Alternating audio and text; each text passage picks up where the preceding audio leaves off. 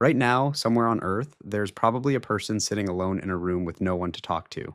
No conversation, no eye contact, no physical touch, maybe for days, maybe for months. And slowly, their brain is beginning to change. Because human beings are not designed to exist alone for long periods of time. Not emotionally, not psychologically, not even biologically. For almost your entire evolutionary history, being separated from other humans was one of the most dangerous situations imaginable. Humans survived because they stayed in groups. Groups shared food. Groups protected each other. Groups watched for predators while others slept. Alone, a human being was weak, easy to kill, easy to starve. Your nervous system still remembers that. This is why loneliness doesn't just feel unpleasant, it feels threatening. Studies using brain scans have found that social rejection activates many of the same brain regions as physical pain. In other words, your brain processes isolation almost like an injury. Because for ancient humans, isolation often led to death. But here's what's disturbing: the human brain doesn't simply become sad without contact, it starts to malfunction. In the 1950s, scientists began studying what happens to people placed in prolonged isolation.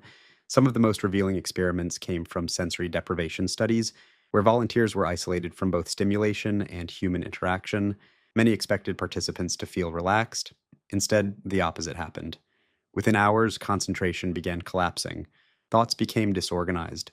Anxiety increased. Some participants reported panic. Others began hallucinating.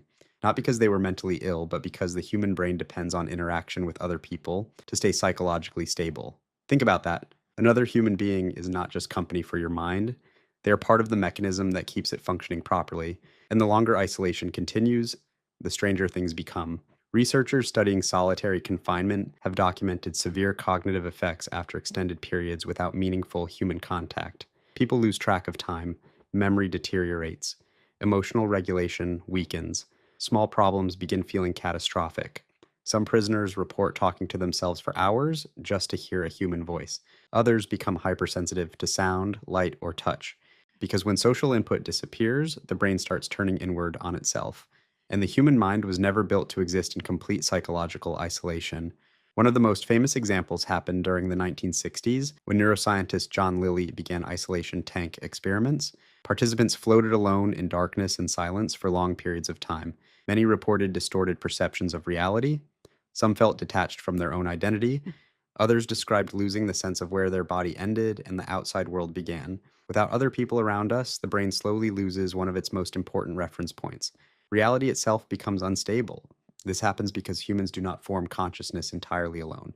We construct it socially. Your personality, your emotions, and when even your sense of self are constantly regulated by interaction with other people.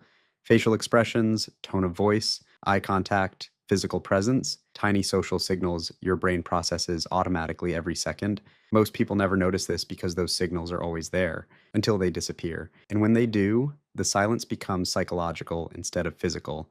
This is why extreme isolation has been used as punishment for centuries, not because it hurts the body immediately, because it destabilizes the mind. Ancient prisons understood this long before neuroscience did. In some systems of solitary confinement, prisoners were kept without conversation for years. Guards wore soft shoes, so inmates wouldn't even hear footsteps. Some prisoners emerged unable to speak normally, others never psychologically recovered at all. The brain needs social contact the same way the body needs sleep, and without it, systems begin failing. But the effects of isolation are not limited to prisons or experiments. Modern loneliness may be producing something similar on a massive scale. Today, millions of people are surrounded by others, yet still experience chronic social disconnection. They scroll for hours, consume endless content, and exchange messages all day long while rarely experiencing deep human interaction. And the brain can tell the difference. Researchers have found that chronic loneliness increases stress hormones like cortisol, disrupts sleep, weakens immune function, and increases the risk of depression, anxiety, and even dementia later in life. Some studies suggest prolonged loneliness can be as harmful to long-term health as smoking. Because from the brain's perspective, prolonged social isolation is still interpreted as danger, even if you're physically safe. But here's where it gets even stranger. After enough time alone, some people stop wanting contact entirely. Psychologists studying long-term isolation have observed that humans can adapt to loneliness in dangerous ways. Social skills begin deteriorating, conversation feels exhausting, eye contact becomes uncomfortable, emotional numbness develops. The brain starts conserving energy by reducing the drive for connection itself. And once that happens, isolation becomes self reinforcing. The person feels alone. Isolation changes the brain. The changed brain avoids more contact, which creates deeper isolation, a psychological loop that becomes harder to escape the longer it continues.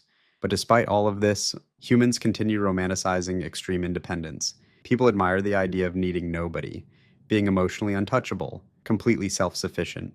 Yet neuroscience tells a very different story. The human brain is one of the most socially dependent systems ever created by evolution. Infants literally cannot develop normally without interaction. Children deprived of social contact often suffer permanent cognitive and emotional damage. Even adults begin psychologically deteriorating when meaningful human connection disappears long enough. We were never designed to do life alone. For hundreds of thousands of years, humans survived by sitting around fires together, reading each other's emotions, sharing stories, touching, speaking, laughing, grieving together.